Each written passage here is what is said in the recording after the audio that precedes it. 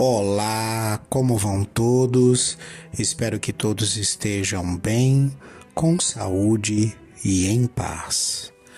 Nós vamos iniciar mais este estudo da doutrina espírita com a prece que Jesus nos ensinou. Pai nosso, que estais nos céus, santificado seja o teu nome. Venha a nós o teu reino, seja feita a tua vontade, assim na terra como nos céus. O pão nosso de cada dia dai-nos hoje. Perdoa, Senhor, as nossas dívidas, na medida em que perdoamos aos nossos devedores. Não nos deixe cair em tentação.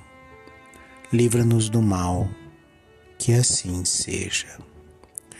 Nós estamos estudando o livro Evolução em Dois Mundos, livro psicografado por Francisco Cândido Xavier e Valdo Vieira, de autoria espiritual do espírito André Luiz. Nós estamos tratando do capítulo 11, que trata da existência da alma.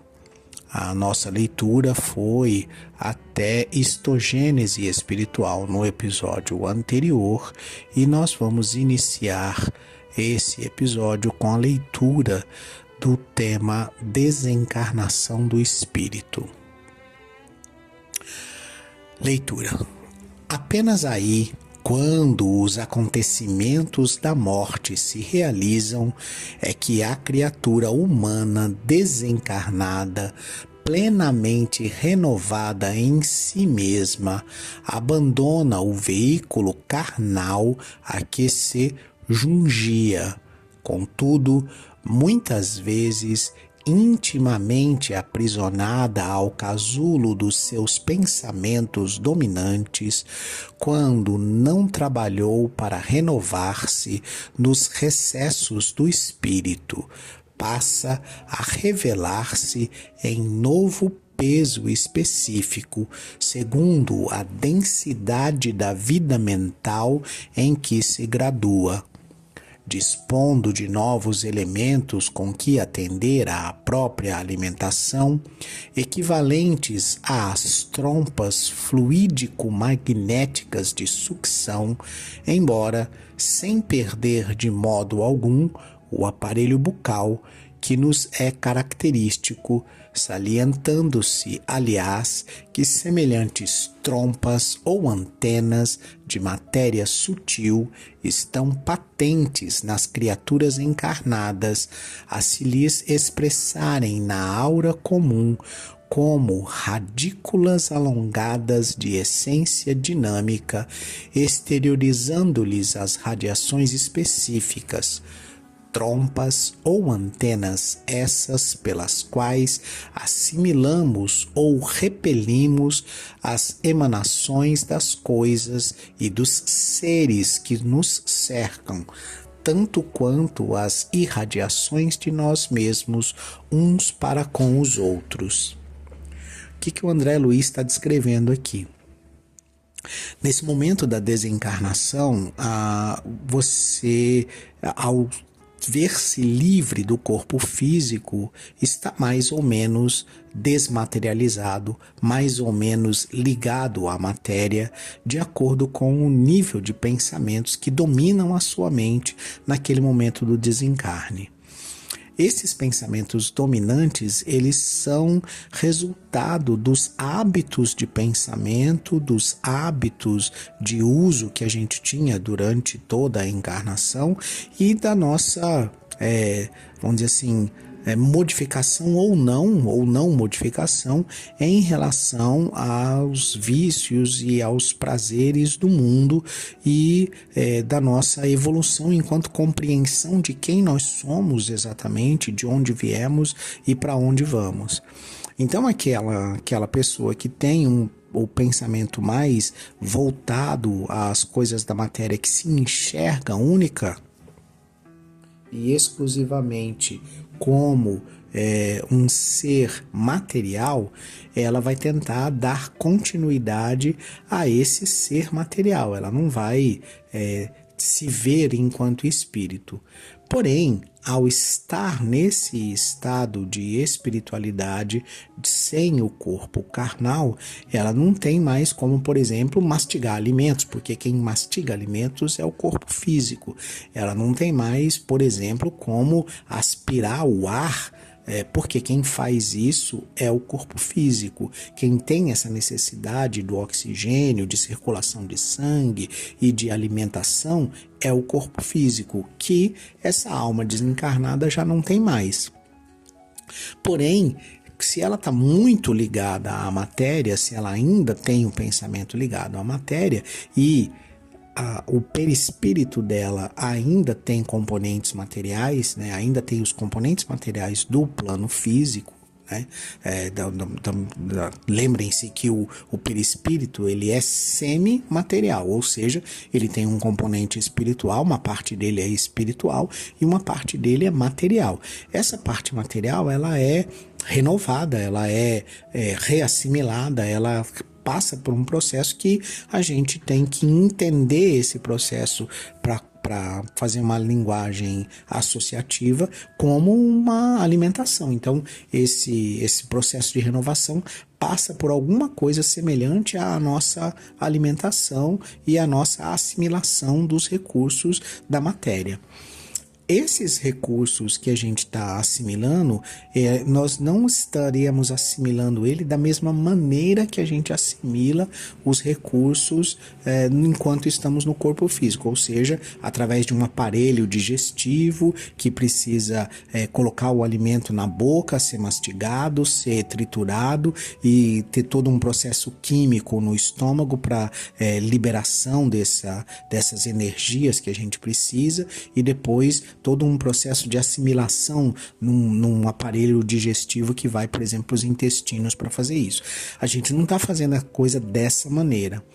O André Luiz descreve aqui uma espécie de pequenas, vamos dizer assim, membranas, né, pequenas trompas, né, ele chama, ou antenas, que são de matéria sutil, né, e elas estão caracterizadas patentemente nas criaturas encarnadas, mas elas se expressam em nós através do nosso padrão vibratório que está capturando, vamos dizer assim, e exteriorizando as nossas radiações e capturando e sintonizando com aquelas radiações e com aqueles pensamentos que são parecidos com os nossos, né? Essas trompas elas são como fluido magnéticos de sucção. Então vamos pensar o seguinte, para a gente compreender de um jeito mais simples. Imagina que cada poro seu ele percebe, por exemplo, o calor e o frio, ele percebe a energia do calor, né? E ele transmite isso através do tato para o seu organismo. Então imagine que cada poro ali, ele está agindo no nosso perispírito, ele está formando essas pequenas antenas, essas pequenas trompas, esses pequenos pontos de contato com o elemento espiritual externo que está ali ao nosso redor, que vai ser mais ou menos denso de acordo com a sintonia de pensamento que cada um de nós tem. Então, se a gente tem uma sintonia de pensamento mais ligado à matéria, a gente vai absorver as emanações da matéria através dessas pequenas antenas, dessas trompas. É através desse processo, por exemplo, que os espíritos conseguem receber a emanação que vem de um corpo físico e absorver essa emanação que vem de um corpo físico. Isso tanto para o bem quanto para o mal. Então é através desse sistema que a gente poderia, vamos dizer assim, para ter uma imagem mais ou menos caracterizada do que é, ter aquelas partes que saltam do neurônio ali, que formam as sinapses no nosso cérebro, mas imagine isso acontecendo, esses saltos energéticos acontecendo ao longo de todo o perispírito do espírito desencarnado e capturando, recebendo esses pulsos, esses saltos energéticos vindos do corpo físico de um encarnado ou do ambiente psíquico que esse espírito está envolvido, ou seja, se ele está num plano mais denso, ele vai capturar isso de um plano mais denso e, consequentemente, as emanações são menos evoluídas, são menos aquinhoadas de uma essência um pouco mais material do que de uma essência espiritual. Se ele está mais esclarecido, se ele está vivendo, por exemplo, em cidades espirituais como nosso lar ou em planos superiores a nosso lar mesmo, essas emanações e essas vibrações que estão ali na psique do ambiente são capturadas por essas mesmas antenas, por essas mesmas trompas que vão estar conectando isso.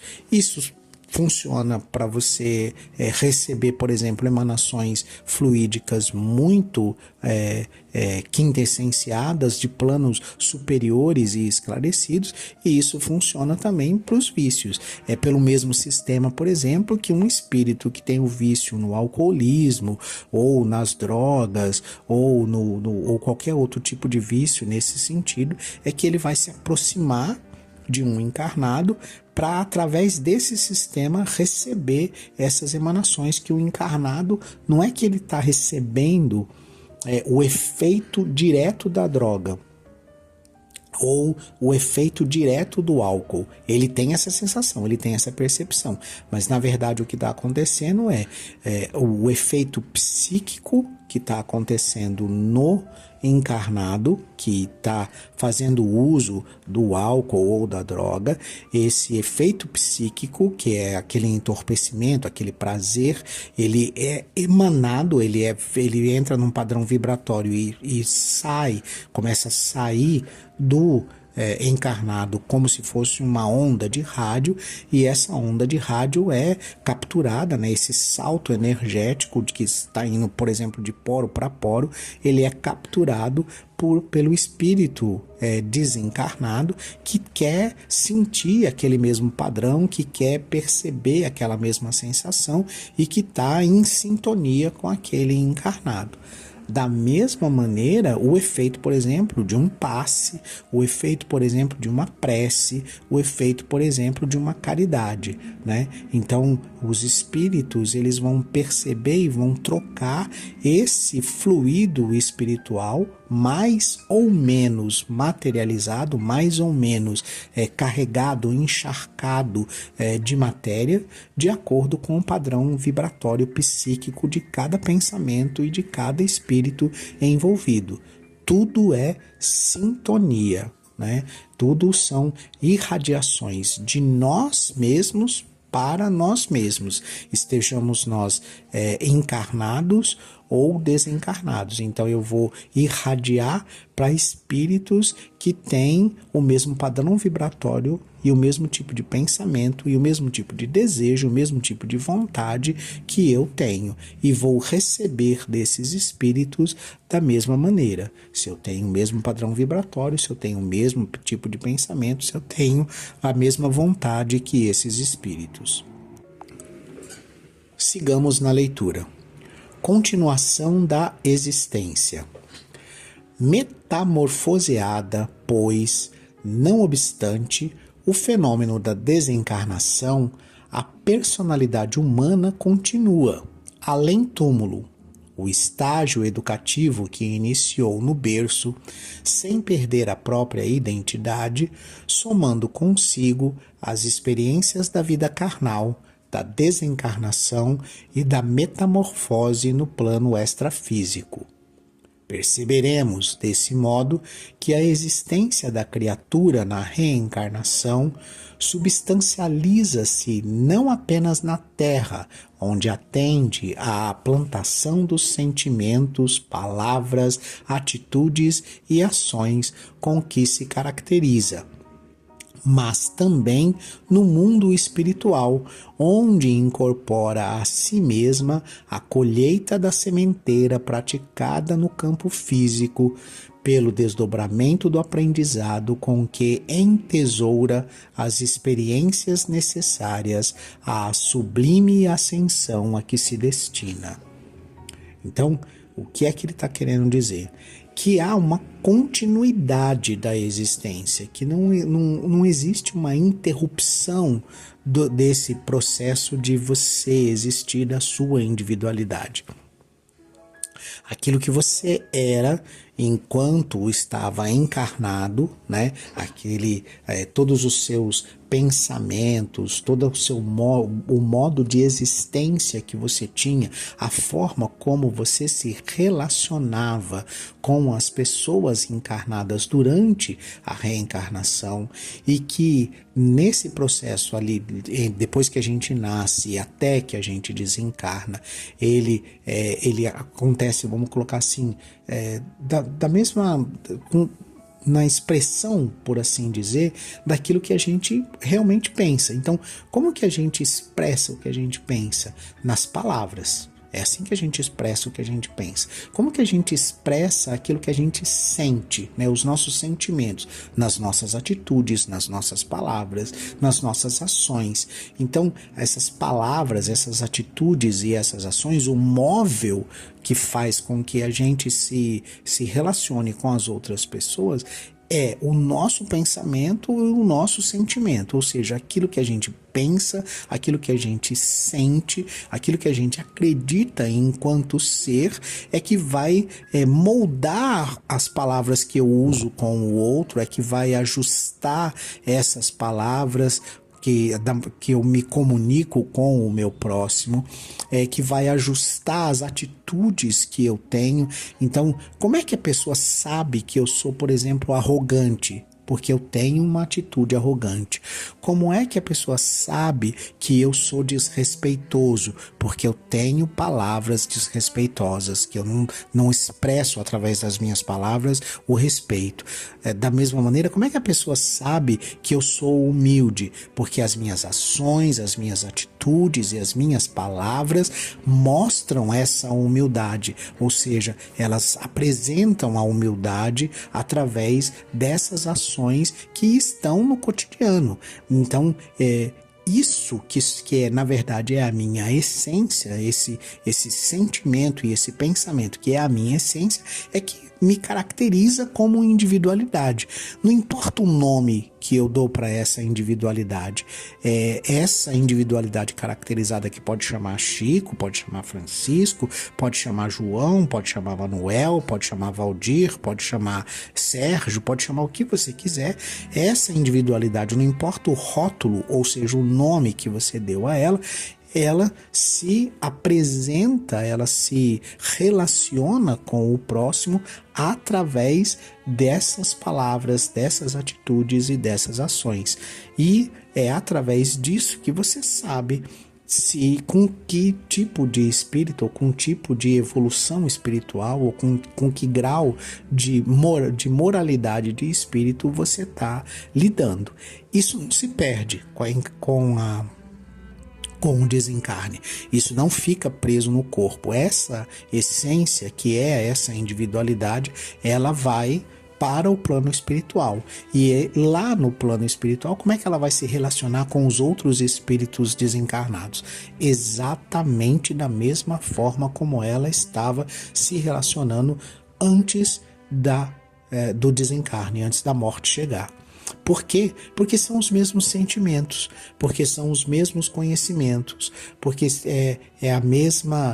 são as mesmas características morais que vão estar aonde? Nos pensamentos, que é a origem das palavras, são os pensamentos, a origem das atitudes são os pensamentos, são os sentimentos, a origem das ações são os sentimentos, são os pensamentos, é o meu estado moral. Esse estado moral continua no pós-morte. Ele é essa continuidade de existência que continua lá.